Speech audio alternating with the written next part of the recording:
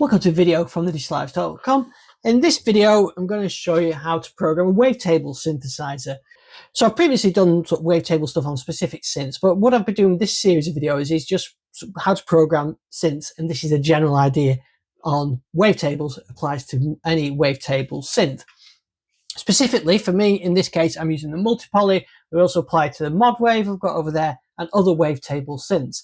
Also in this course is programming monophonic synth, programming a analog polyphonic synth, and programming a hybrid synth. This time we're looking at wavetables, and we had some wavetable sounds at the beginning there. So what is a wavetable? Well, a wavetable is a sequence of waveforms that are stored in a table, hence the way in wavetable. So you can have this waveform or this waveform or this waveform or this waveform in a table. The idea behind it was originally when things like the PPG wave sampling was expensive in terms of memory, so you couldn't just have gigabytes of samples. So the easiest way, or the most effective way of doing it with the technology at the time, was to sort of single cycle of those waveforms. What is a single cycle of a waveform? So I've just fired up the Modwave native here because you get to see the wavetables here. So there is a sawtooth, and this wavetable here, if we cycle through it, and you'll see it goes into a square wave, into a triangle wave, into a sawtooth, because this wavetable has those stacked up next to each other. So that's the idea of wavetables, and you can have wavetables can have different samples in the sequence. What makes it interesting is how you change between them. If you notice here on the Modwave, it was the same on the multi-poly I'll show you in a sec, we get a nice smooth transition between them, so you can sort of blend between them. If I change the cross width down to nil, you'll see it done in the sort of the way it was, how they were created. So you've got a sawtooth, square wave, triangle wave, and a sine wave. And so there you can hear the sawtooth, and there you can hear the sawtooth, and if I go to the square wave, you hear the square wave, and so on. If I come back to my multi-poly, and I'm going to go to an initialized program so we can start at the beginning. So here on the multi-poly, you switch between oscillators. If it's a wavetable synth, different wavetable synths have different ways of doing it. For example, on the Modwave, there is just wavetable synths, oscillators or samples. So depending on your synth, there's different ways of switching to wavetables. I'm going to switch into the digital mode, which into the wavetable, just as we've seen on the Modwave. And here you can see it. So what I should be able to do now is to smoothly switch between them. There you go, you can hear. And that's with that simple the nice crossfading width on it. If I turn it down,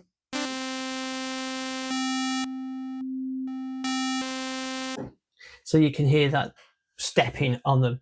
That becomes important because you can actually use that and make some interesting sounds out of it. But with wavetables, you can have different wavetables on here. Different synths have different wavetables. On here, I've got all the Korg wavetables that are on the multi-poly and on the Modwave. I've also imported PPG original wavetables, which I've included in a set of sounds for the Modwave and the multi-poly if you want to give this a try, if I'm on thedigital.com. But for example, if I chose this resonant one there, you can see it's sine, and notice I've got crossfading off. So that's not the synth crossfading for you. That's the wavetables are built like that. So they go from one transition, they transition too smoothly.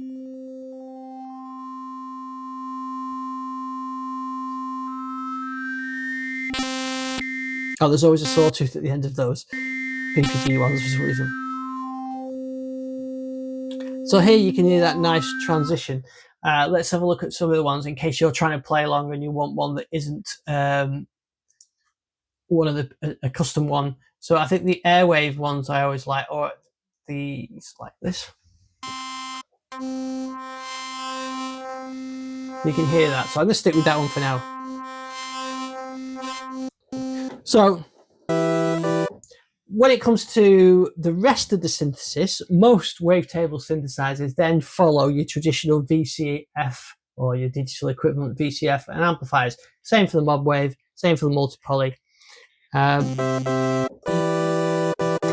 So I could change my amp and make it more like a...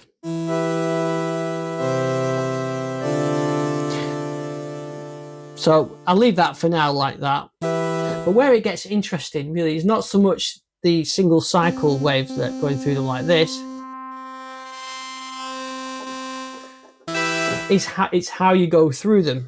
So let's pick a wavetable to start playing with.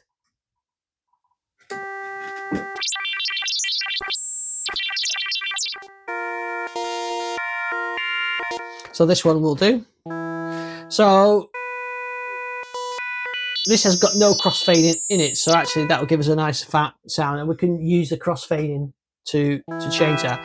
So what you want to start looking at then is applying some modulation to the position.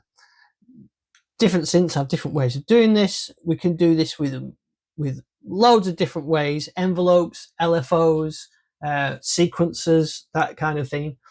So I'm going to apply a pitch envelope. I'm going to use the pitch envelope and apply it, not using it in its sense for pitch, just to change the position.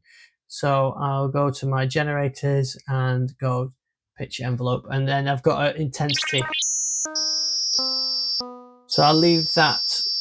Let's have that fairly high there. So now if I go to my pitch envelope,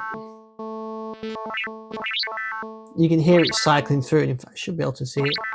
There you go. So that pitch envelope, I can use it, the release, to bring it back down again. Like that.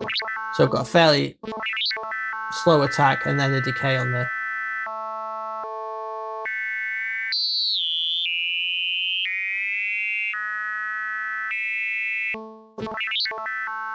Something like that. It's not that subtle, is it? Let's just subtle it down. So I've got some movement in there now. It's quite a harsh transition, which maybe is what you like, but what I could do is increase the crossfade width, which adds in the extra missing waveforms, so it smooths it out. You know.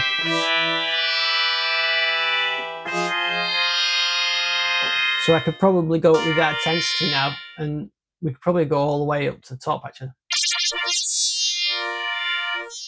And if I get my increase that time it takes.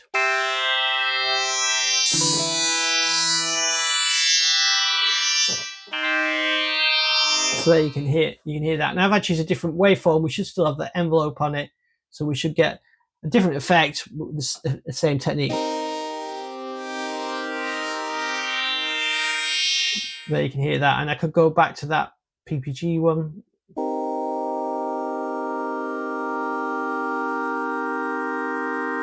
That sounds quite nice, doesn't it?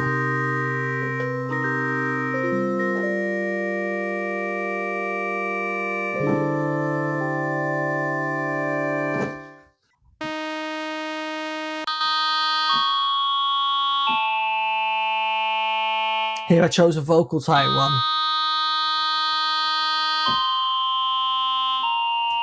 I speed that up a bit. So it depends on what wavetable you give it, what effect you get. There is some interesting ones here on the Modwave and the Multi-poly. Actually, the ones from the Vector synthesis, the Prophet VS.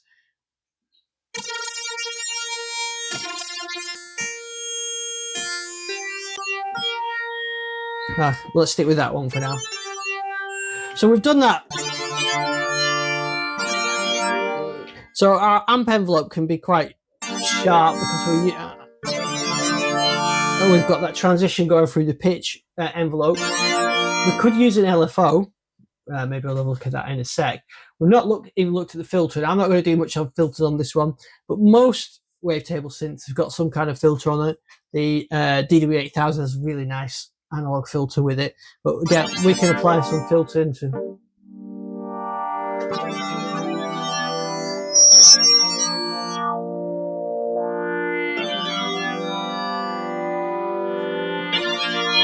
just to bring it down a touch.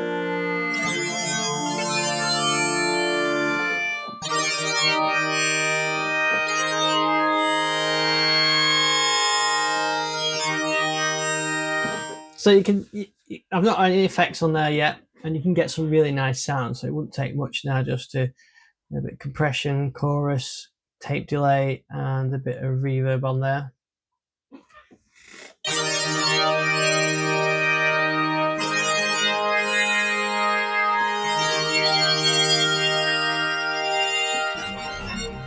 Play it low down. It sounds really interesting. You can really hear those harmonics.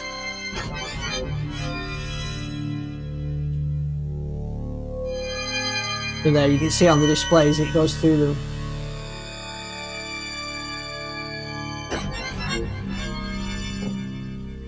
So it really does sound good. So I mentioned you could use an LFO. So I'm just going to switch off the oscillator, switch to the digital oscillator, choose a wavetable. We'll choose another one. I'm going to choose this Fox format one. Here you can. So I'm going to apply some LFO to that one. So I want to use, we can use the pitch LFO. There's our pitch LFO. So now you've got that sort of smooth effect.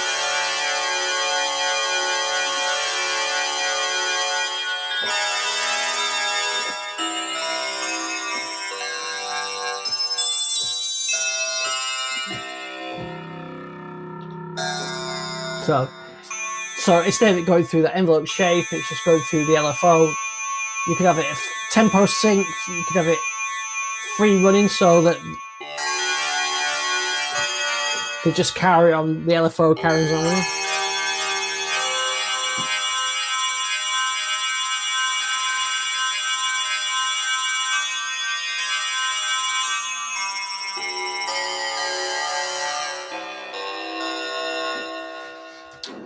And so that's another great way of modifying those wavetables. Some synths do it where they use maybe you can use the filter envelope, but quite a few do it with the pitch envelope as well. And of course, I can combine these now. I've got a dual. Well, I've got a 4 channels, 4 oscillators to play with, but I could combine them.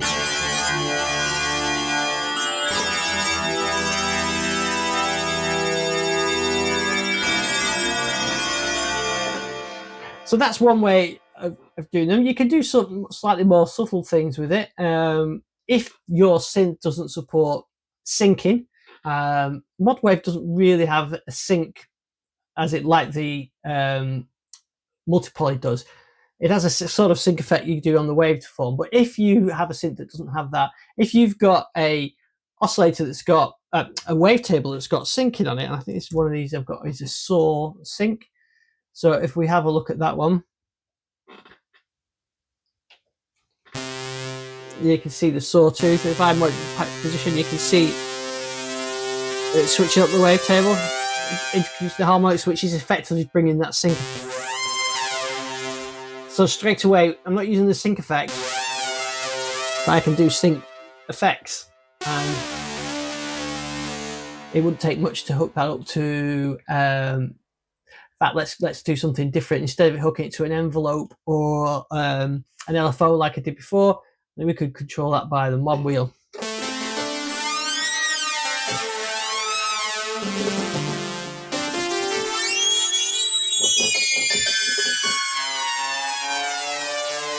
You can get interesting effects like that.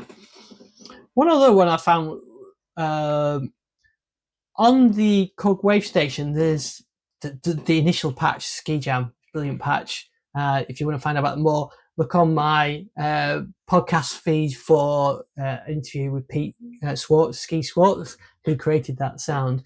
But it's got a lovely, nice synth on the right-hand side. And the lead sound on that is actually from a wavetable, or a wavetable, which is in the Wave Station, which isn't a wavetable one, but it uses samples very short samples that you can wave sequence, but they're actually on here. I think it was this one, and it's called Mini. And here you can see the, I think they're from a Minimo that's been sampled into the wave state with very short samples. But then, actually, when I was demonstrating the other thing, you can hear the pitch bend as well. So the pitch being modified about. So let's just turn that off.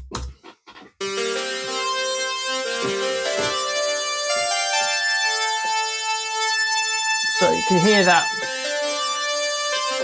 And the actual sound on the wave station is that sound. It didn't have the envelope like that. It was more of a mono lead sound. And if you listen to Genesis Fading Lights off We Can't Dance, you can hear that sound all over the end, instrumental, or the fading lights parts actually, this end of Fading Lights.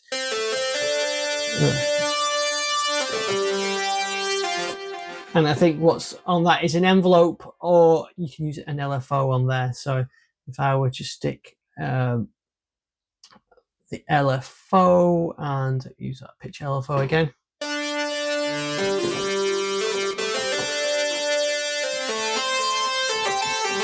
That recreates that sound, and that's using wavetable, switching through the wavetable. So no wave sequencing on here, no samples, anything like that. It's just using that effect. So here's an example of one. This one is using a nice to create a hybrid sort of synth sound.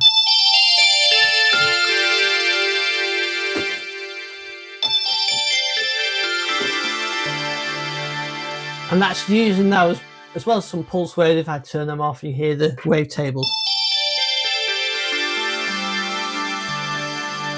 And there's no morphing or anything else on there on the position. If I go to oscillator 3, you see all I've done is applied a bit of morphing, which is on the width. I did a bit of pulse width modulation to that. It's just a nice sounding wavetable that you can use from this wavetable set. Here's a vocal sweet one.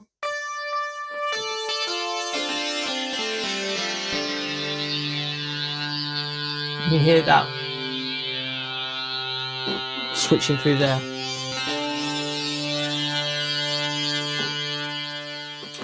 So that's on the Modwave. I mentioned about the multi-poly. Exactly the same lesson can be learnt on the multi-poly. On the Modwave, the only difference is instead of having the 4 oscillators, you've got 2 oscillators, but you've got AB on this one, which is a really nice feature. So AB allows you to switch to another completely different wavetable, but still keeps everything in sync, and you can still morph through them as well, and you can offset where they go. Let me show you. So here you can hear that sine wave on wavetable 1. So let's apply a bit of movement to that. I'm going to use on the generators. I'll use the pitch LFO, and let's go. You can hear that flick through.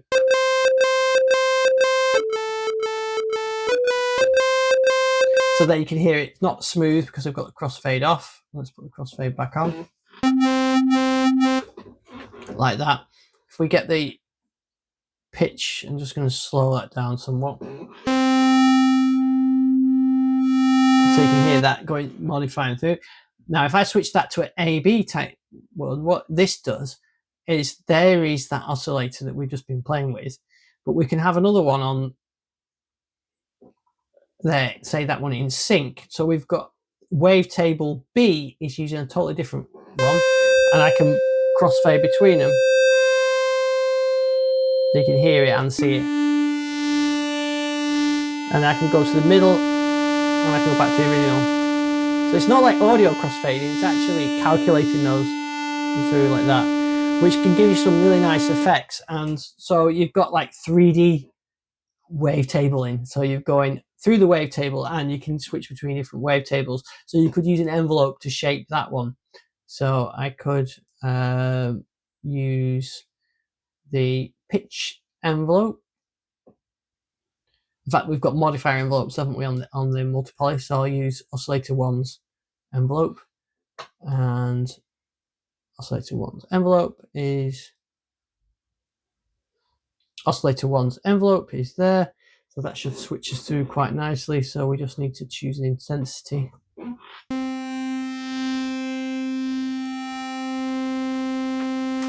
fact, what we should do is start at the bottom and then it'll go all the way up.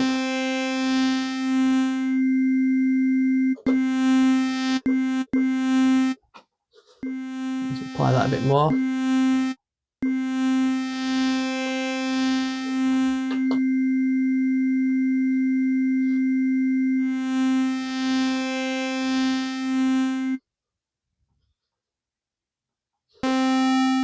There we go. I'm just turning. That is now going through the wave to A to B and switching. So you get some interesting effects, and you can also offset this as well, an offset positioning as well. So where it's the starting point of the two different wavetables can be adjusted as well. So I can do that. So I'm going to go for a couple more bits, a couple more waveforms. Have a digital sync like that one, and that one. So really interesting and different.